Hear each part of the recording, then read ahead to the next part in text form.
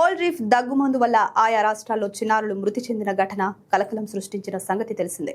ఈ నేపథ్యంలో ఔషధ తయారీదారులకు కేంద్ర ప్రభుత్వం అల్టిమేటం ఇచ్చింది. జనవరి 1 నాటికి అంతర్జాతీయ ప్రమాణాలు పాటించాలని ఆదేశించింది. లేకపోతే కంపెనీలు మూసుకోవాల్సిందేనని హెచ్చరించింది.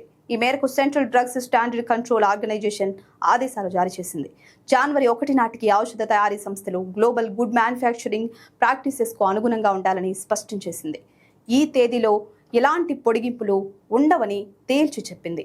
భారత్లో తయారైన కొన్ని దగ్గుమందుల వల్ల స్వదేశంతో పాటు విదేశాల్లో పిల్లల మరణాలు సంభవించిన సంగతి తెలిసిందే. భారత్ నుంచి ఎగుమతి అయిన ఈ మందుల వల్ల గాంబియా, ఉజ్బెకిస్తాన్, కామెరూన్ వంటి దేశాల్లో చిన్నారులు మృతి చెందిన ఘటనలు వెలుగు చూశాయి.